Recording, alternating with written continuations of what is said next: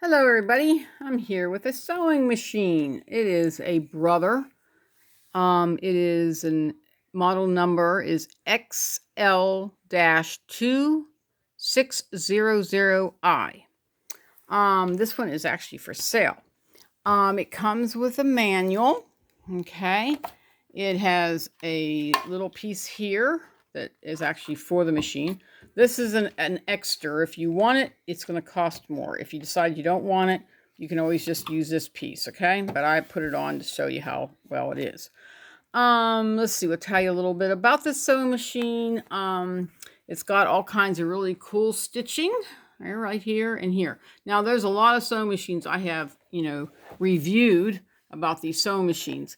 And people keep asking me, well, how does this one work? How do I get these? Okay, if you see this SS, you turn, oh, wait a minute, let me a second. Before I do that, I need to bring my needle up in the highest position because it's going to mess it up. You turn this guy, okay, to here in order to get these stitches, okay? Then this dial gives you all the chances to do any of these, okay? So you do, there's all of them are listed right here, okay? When you're done, then and you want to go back to regular stitching, you move this guy back to 3 and then put it back to 2 where you got your basic straight stitch, okay? A lot of people ask me what this little contraption is. Sometimes it's here, sometimes it's back here, and sometimes it's inside, okay? Or sometimes it's in a whole different place. Sometimes it's in the back. Okay, well, this shows you a little picture. Plus means to make it more wider. So this guy says 4, if you want to go to 4, but you can't go any further. You can actually adjust this dial over here to make it bigger, to make it even bigger if you want to, okay? If you decide you want to go smaller, but you still want to use like maybe the 2, but you want to make it go smaller without moving the dial and not getting to stop, you can turn it with a screwdriver. You turn it this way. You go this way with it, okay? So if you want to go this way is more, and this way is less. That's why there's plus and minus to kind of help you out, okay? Let's see, we're going to keep this at 3. Okay, and to thread this machine, well, let's see, we'll talk about the bobbin. Here is your bobbin here, and if you're going to thread it, you thread it this way, and then you're going to go around this little guy right on top. Gives you a diagram, and you want to crisscross so it doesn't jump the hub, okay? And you go this way, you put your bobbin in, and you click it over, okay? When you click it over, this will disengage the sewing machine, but cause this thing to actually run, okay? Then this is your width, to make your zigzags, okay? This is your length.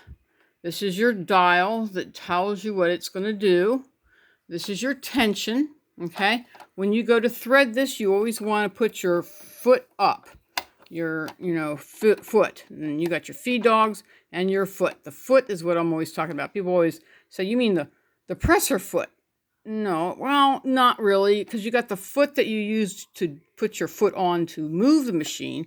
And then, well, I call this a presser foot, but then you got your foot that's for your foot. You put your foot on to be able to make the machine run, okay? Anyway, you pull this up and you thread it from here. You go through this thing in the little spring here. It shows you diagram. That's the first thing you do. You come down after the foot is up. It opens the chambers to your tension so that will receive that thread.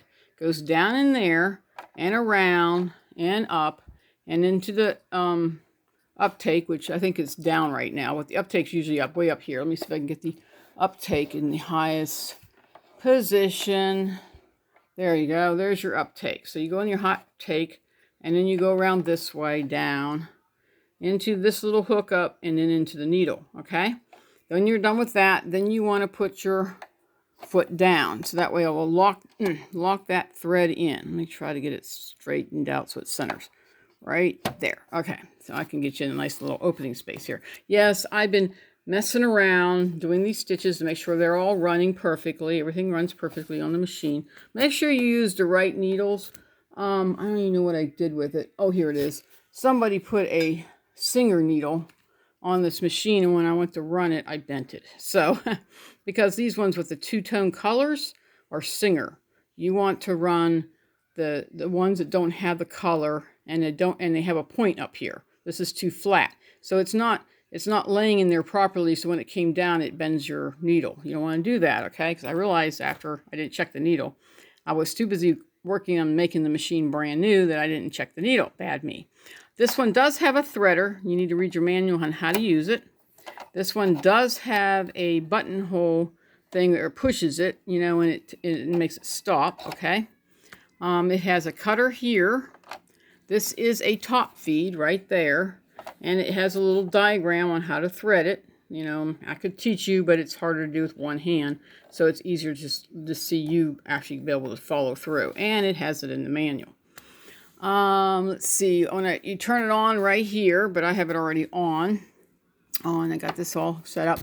I think I'm trying anything else I got to go over with you. I think, and this is your reverse. Just trying to make sure I got everything. It does have like a handle insert inside here. When you travel, this does go down like that so it doesn't break, because those are real expensive to fix. I know I can fix them, but, you know, I just want to let you guys know. Don't want to mess it up. Okay, let's let you hear this machine. Let me find the pedal for my foot, and we'll go on. This is what this machine sounds like. All right, just a second. Yeah, I was fiddling every time I picked it up or anything, I fiddled with it. So, when I fiddle with it, I put thread down below. So... and this happens a lot. A lot of people always ask me, why does it do that sometimes? Because you have too much thread running. And so if it's been pulled out too much, it'll cause it to do that. So let me back it up in the reverse button. And then over here we go forward again. Trying to get it into the center so we can see the thread. There we go. And down it goes. I always put it down so I can turn it.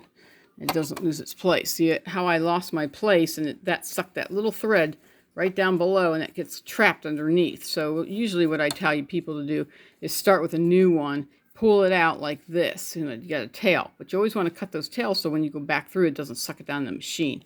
See, and what happened, it got caught right here. See it? That's what it did, it get caught, and that's what stopped the machine. So just want to let you guys know about that. So people always ask me all the time, why does it do that? It's because you're letting up too much lag in the thread. This is called a lagging in your thread. And it sucks it down in there, and then it gets trapped, and it starts to sew, and it kind of pulls it. So that just kind of helps you. See, I had a lot of lag here. That's probably where it pulled, and I had to stop and move it around, get rid of the lag. Anyway, I hope you guys learned something with this sewing machine. It is for sale. I don't talk price. You have to go to Facebook to Sewing Machine Recare page.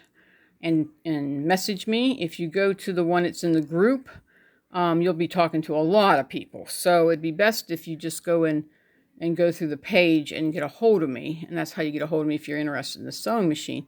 I mean, I can ship it, and I can receive PayPal if you really want the sewing machine, and I can ship it. But it's going to cost a lot of money to ship it. If you live locally or close by, it's probably easier actually to pick it up, so this way it don't get damaged in the process of sending it. But anyway, I'm going to let you guys go, and I'm just, looking at what I need to talk about next, and that's all I'm going to talk about today is the sewing machine. And but if you have a sewing machine like this, I would love to hear from you, and what you like about the sewing machine. I mean, this one I think I've seen several times, this kind of sewing machine, not for any issues, it just needs a cleaning. And then I make sure everything's adjusted correctly. And then when it's adjusted correctly, I send it back home to the parents, and then they take care of it.